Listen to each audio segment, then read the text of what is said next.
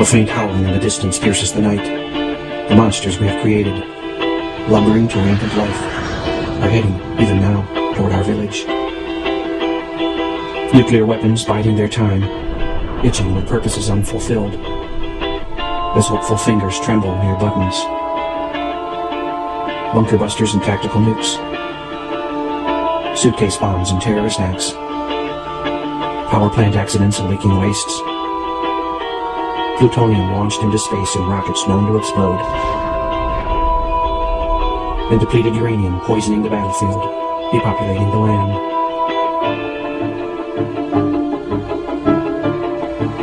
Chemical warheads and biological black magics, sarin and soman and VX and phosgene, anthrax and smallpox and plague, enough to take out entire cities, enough to cover the planet.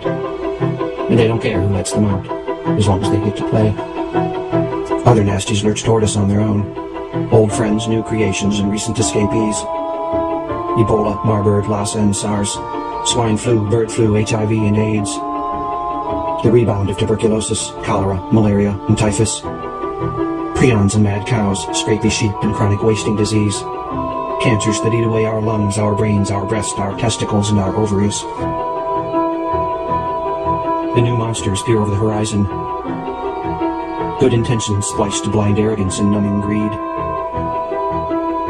Frankenfoods and Terminator seeds. Herbicide-tolerant and pesticide-laced crops. Patented life, barely tested, quietly ticking, let loose upon the land. As if their creators, having looked at the world, managed to learn nothing at all. The monsters' howls grow frenzied. Chemicals in our land, our sky, our rain, our rivers, our food, our bodies, our babies. Rising male infertility rates and Superfund sites and ozone depletion. Rivers dammed and salmon doomed.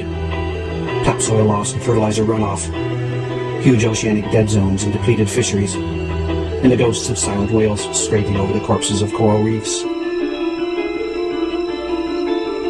The monsters advance and forests collapse under their feet, leaving indigenous cultures battered, homeless, soul-sick, or dead. Disrupting water and oxygen cycles and turning soil into deserts as tigers and salmon and tree frogs and falcons stumble down the path toward extinction, their heart-rending voices lost in the chatter of chainsaws and the coughing insults of bulldozers. And all the while the climate is changing. Angry summers, insistent floods, belligerent blizzards, grudging droughts and pissed-off hurricanes. With poles warming and ice shelves calving, permafrost slumping and glaciers receding, sea levels rising and big cities sinking, as ocean currents halt and superstorms gust, deserts expand and rabbits run and locusts hoard and army ants march and mosquitoes hunt and rodents overrun. The balance undone. Leaving crops destroyed and diseases vectored and famine and rioting and looting and more. The ocean turns acid and corals and shellfish and planktons dissolve. The disruption of food chains, the collapsing of ecosystems. Tonight on the Weather Channel. Good morning, students. Allow me first to apologize for this interruption. I do, like many of you, appreciate the comforts of everyday routine, the security of the familiar, the tranquility of television. I enjoy them as much as any book. But I find it necessary to take some time out of our daily lives to sit down and have a little chat. There are those, of course, who do not want us to speak. In fact, I suspect that right now orders are being shouted into phones, and that men with walkie-talkies will soon be on their way. Anything and everything will be done to stop me talking to you. Words offer the means to meaning, and to those who listen, the enunciation of truth. The truth is, there is something terribly wrong with the senior class, isn't there? Cruelty and injustice, intolerance and oppression.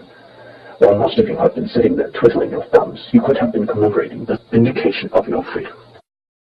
Not far, but just beyond the line, we find that scholars condemn the design of the reverse side of the United States seal, that it has never been cut but has remained hidden as though it were something to be ashamed of. However, though this appears the truth, it is not the truth. The reason why it has never been cut is because the time is not yet, as the capstone has not yet been set. And what is this capstone? My reader, prepare for a shock. When Atlantis ruled the world, that which is now America was connected with Egypt by what is now Mexico, and in Mexico, in the territory of Yucatan, there is a pyramid in which the fire philosophers worshipped God as divine fire and light in like manner as did the initiates of Egypt, for the two were then one. America is not complete, and will not be complete, cannot be complete, until Mexico is again part of America as she was in the long ago, and when Mexico is once again a part of the United States, then will the capstone have been set on the pyramid, and the reverse side of the United States seal will be cut. Thus you will see that the sole science primer with its drawings is but the beginning of the article concerning the seal of the United States, while the article of body, mind, spirit, and soul is the final thereof. May it not be long until the Holy Pyramid shall be completed, and may it be completed without the shedding of blood. Lovingly given, R. Swinburne Clymer, Beverly Hall, Quakertown, Pennsylvania, July 6, 1916. And now you know the final truth, ladies and gentlemen. Now you know the purpose of the free trade agreement. Now you know the purpose of GATT and NAFTA. Now you know where we're headed. Now you know that the middle class in this country is doomed. Now you know that the New World Order is being brought about by the intelligence community and the secret societies whose headquarters are in the United States of America, just 13 blocks from the White House. Now you know, in the incredible admissions in their own writing in this book, published by the Ancient Order of the Rose and Cross, now you know that the Illuminati is real, that Freemasonry is a part of the Illuminati, that the Rose and Cross is a part of the Illuminati, that they're also called the Order, the Brotherhood, that they also consist of the Knights Templars.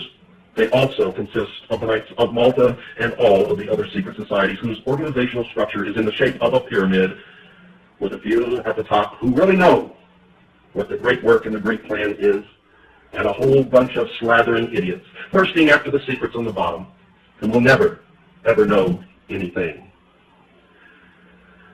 Are the cockroaches scattering? If this broadcast doesn't do it, nothing will. If this doesn't wake you up, ladies and gentlemen, nothing will.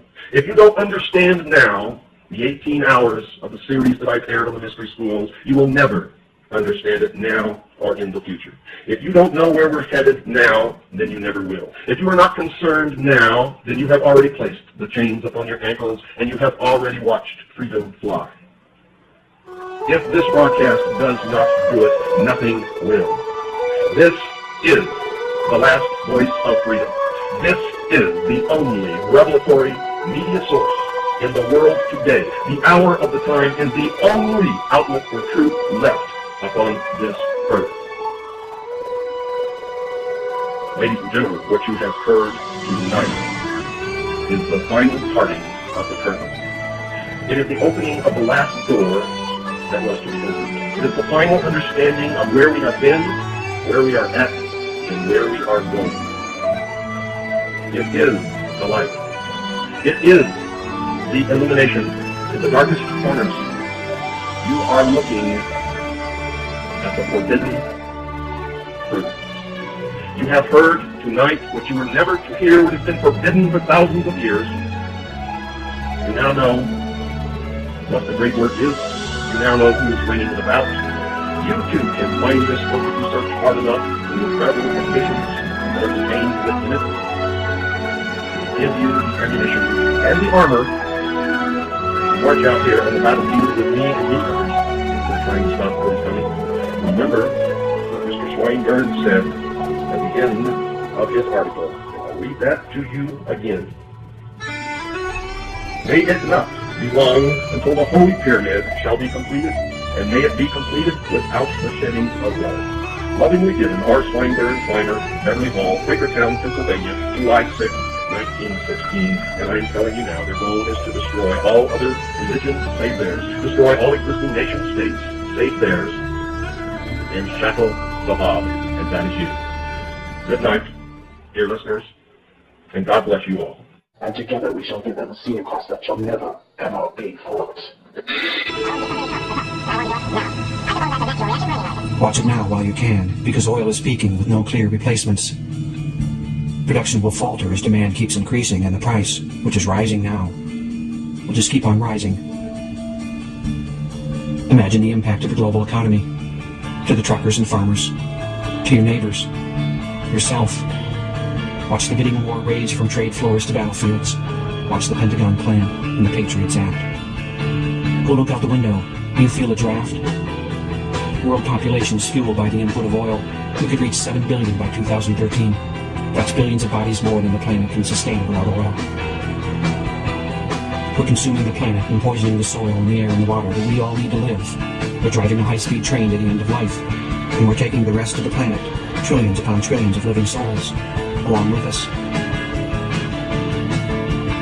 And all of this, all of this, all of this, all of this is wrapped tightly inside a culture of denials and lies and absurdities so complex and so powerful that we can barely see through the smog.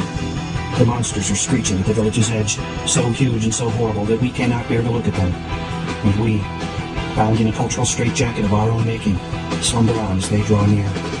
Working jobs we hate, consuming products that do not fulfill, distracting ourselves as best we can with television, drugs, food, sex, and entertainments. Hoping our leaders will find some answers. Awakening, finally, in the still hours of early morning, to the shapeless realization that they will not.